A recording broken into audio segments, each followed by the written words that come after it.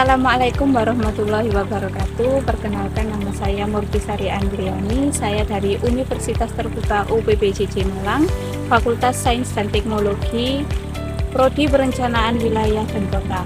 Di sini saya akan melakukan pengamatan ekosistem sawah yang ada di daerah saya. Tonton videonya sampai selesai ya. Terlebih dahulu saya akan menjelaskan apa itu ekosistem. Ekosistem adalah hubungan timbal balik makhluk hidup dengan lingkungannya. Ekosistem dibedakan menjadi dua macam, yaitu ekosistem alami dan ekosistem buatan. Nah, ekosistem sawah ini termasuk salah satu contoh dari ekosistem buatan yang sering kita lihat. Ekosistem sawah terdiri dari dua komponen pembentuk ekosistem, yaitu yang pertama komponen biotik yang terdiri dari semua makhluk hidup, seperti manusia, tumbuhan seperti padi, rumput, genjer, pohon pisang, dan hewan seperti serangga, tikus, burung, ular, dan cangkrik. Yang kedua yaitu komponen abiotik yang terdiri dari semua benda mati, contohnya batu, tanah, air, cahaya matahari, dan suhu. Komponen tersebut saling berinteraksi dalam suatu sistem yang terkait dengan pertanian padi. Ekosistem di sawah dapat dipengaruhi secara langsung oleh rantai makanan yang terbentuk di dalamnya. Apabila terjadi gangguan pada rantai makanan di sawah, dampaknya akan dirasakan pada proses produksi, seperti peningkatan hama atau kegagalan panen. Rantai makanan pada ekosistem sawah terdiri dari beberapa tingkat trofik, yaitu produsen adalah tanaman padi yang kemudian dimakan oleh konsumen primer seperti tikus, burung pemakan biji, dan serangga. Konsumen primer kemudian dimakan oleh konsumen sekunder seperti ular sawah dan elang. Pengurai atau dekomposer kemudian memakan sisa-sisa organisme yang mati dan mengembalikan nutrisi ke dalam tanah. Pada sawah juga terdapat faktor pembatas ekosistem meliputi faktor biotik seperti organisme pengganggu yaitu hama serangga seperti wereng, ulat, dan keong sawah dapat menjadi hama yang merugikan tanaman padi. Serangan hama dapat menghambat pertumbuhan tanaman dan mengakibatkan kerugian produksi. Selanjutnya, kompetisi antar tanaman. Dalam ekosistem sawah, tanaman padi bersaing dengan gulma atau tanaman pengganggu untuk mendapatkan nutrisi, air, dan cahaya matahari. Jika kompetisi ini tidak diatur dengan baik, gulma dapat menghambat pertumbuhan dan produksi tanaman padi. Selanjutnya, faktor abiotik seperti yang pertama, suhu dan iklim.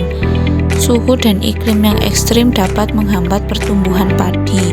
Jika terjadi penurunan curah hujan atau kemarau, bisa berdampak tanah retak dan kekurangan pasokan air. Sedangkan pada musim hujan yang intensitasnya terus-menerus dan deras akan berpotensi tanah longsor, banjir, dan berdampak pada kegagalan panen. Cahaya matahari sangatlah penting bagi tanaman karena ia turut membantu dalam proses fotosintesis dan pembungaan. Yang ketiga, unsur hara. Unsur hara yang cukup dan seimbang pada setiap fase pertumbuhan dapat memberikan dukungan bagi proses-proses pertumbuhan tanaman, seperti proses fisiologi dan pembentukan struktur tanaman. Hal ini juga dapat mendukung produksi yang berkualitas. Dan saya akan mencoba mewawancarai salah satu petani yang ada di daerah saya. Baik, saya di sini sudah bersama petani sawah. Yang pertama, silakan perkenalkan namanya dahulu, umur, beserta alamat. Aku dah jeneng kuah Paina. Rumahnya di mana? Ini Tugel.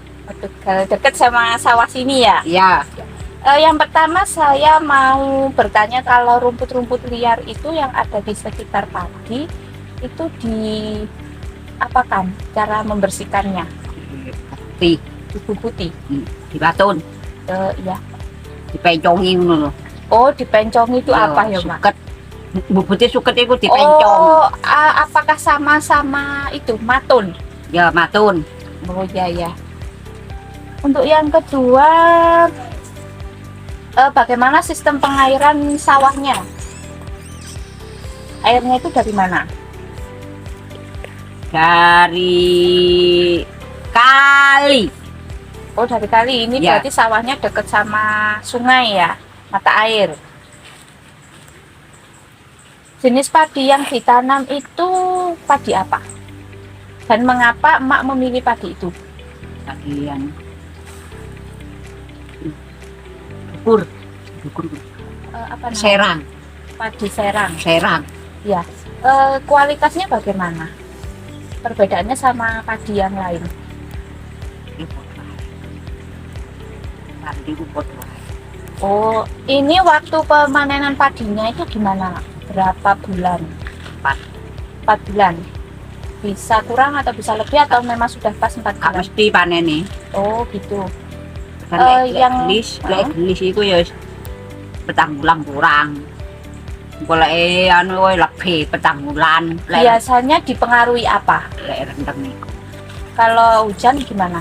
Itu lebih lambat atau lebih cepat panen? Oh, kalau hujan lebih lambat.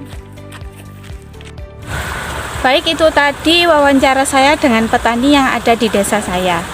Saat kita mengakhiri perjalanan hari ini, mari kita bawa pulang kesadaran akan keunikan dan pentingnya ekosistem. Ingatlah, kita adalah bagian dari alam ini dan tugas kita adalah melindunginya. Terima kasih telah menyaksikan dan sampai jumpa di tugas berikutnya. Wassalamualaikum warahmatullahi wabarakatuh.